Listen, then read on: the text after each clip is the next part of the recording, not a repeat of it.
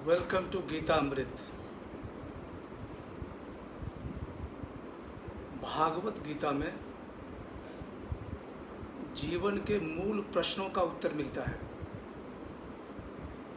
मैं कौन हूँ? आत्मा क्या है? आत्मा का स्वरूप कैसा है? गीता अमृत में इन्हीं प्रश्नों के उत्तर का वर्णन सरल शब्दों में किया गया है। युद्ध होने जा रहा है। दोनों सेनाएं आमने सामने हैं।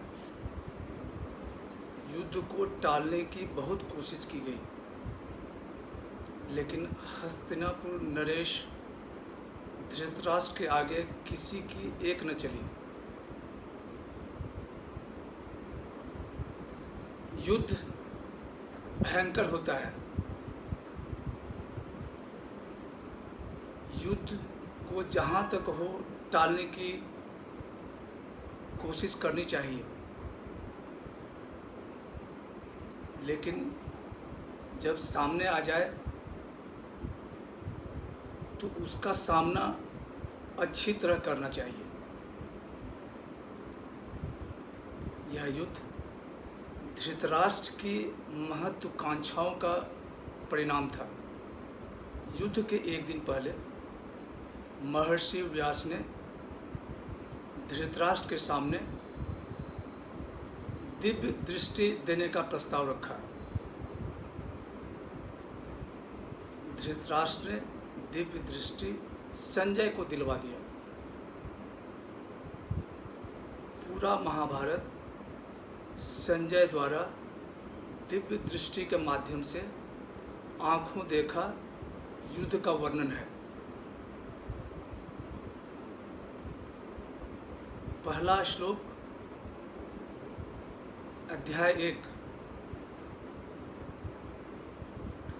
धर्म क्षेत्रे कुरुक्षेत्रे समवेतायुत्सव मामकाः पांडवाश्चैव किं कुर्वत संजय। धृतराष्ट्र ने कहा, हे संजय, युद्ध के लिए एकत्रित मेरे और पांडु के पुत्र क्या कर रहे हैं? धृतराष्ट्र शुरू करते हैं धर्म क्षेत्र कुरुक्षेत्र से।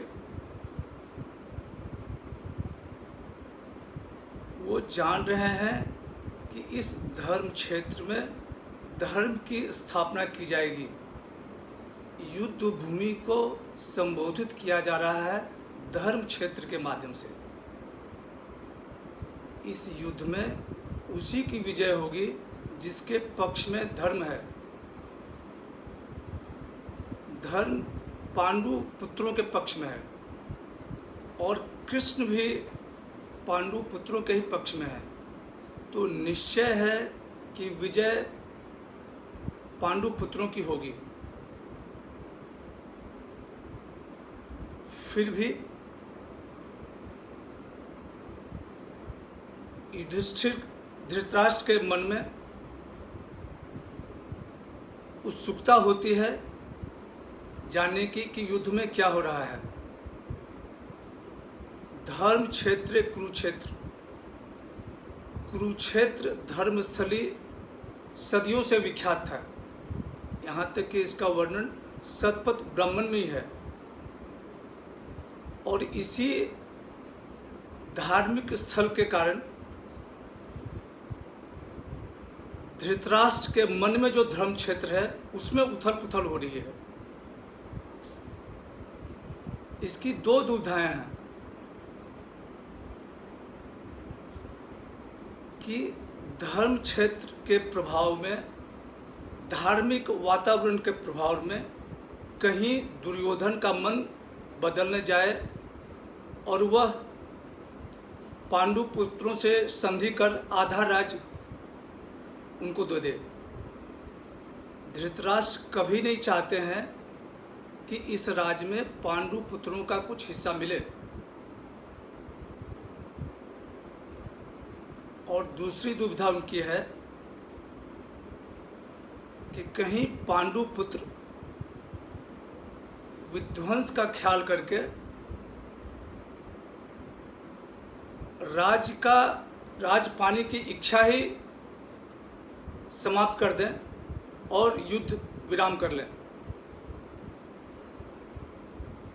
तो दो परिस्थिति है, एक धर्म क्षेत्र कुरुक्षेत्र में, दूसरा धर्म क्षेत्र कुरुक्षेत्र धृतराष्ट्र के भीतर।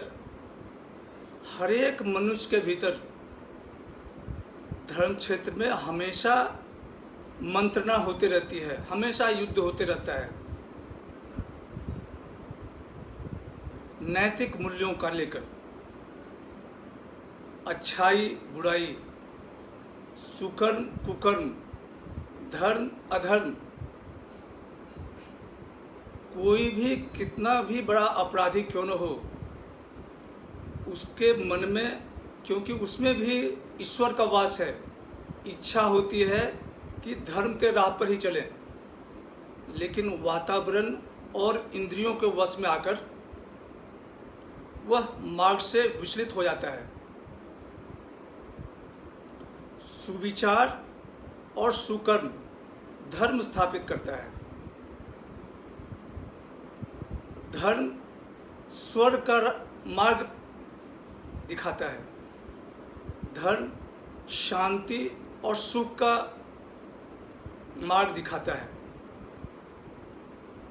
तो धर्म का स्रोत है सुविचार। राष्ट्राध्यक्ष के मन में यदि सुविचार रहे तो हमेशा प्रजा के मन में खुशहाली बनी रहती है। धृतराष्ट्र के मन में सुविचार उसी समय नष्ट हो गया जिस समय से नेत्रहीनता के कारण उसका राज्याभिषेक नहीं हुआ, और कारण हुआ कि उसके राज्य में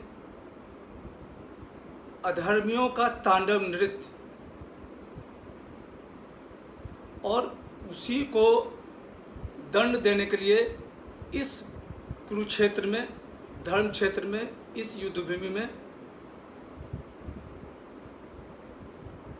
युद्ध का माहौल बना हुआ है।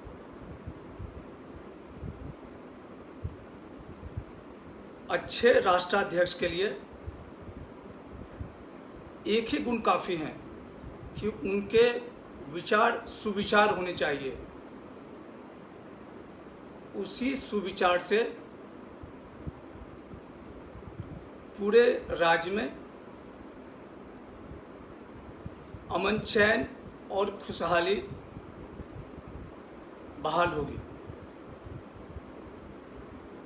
आज यहीं समाप्त करते हैं।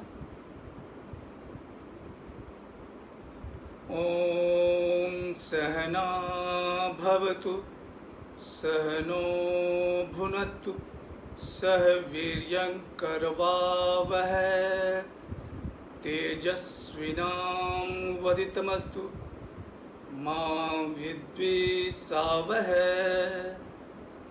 ओम शांति शांति शांति।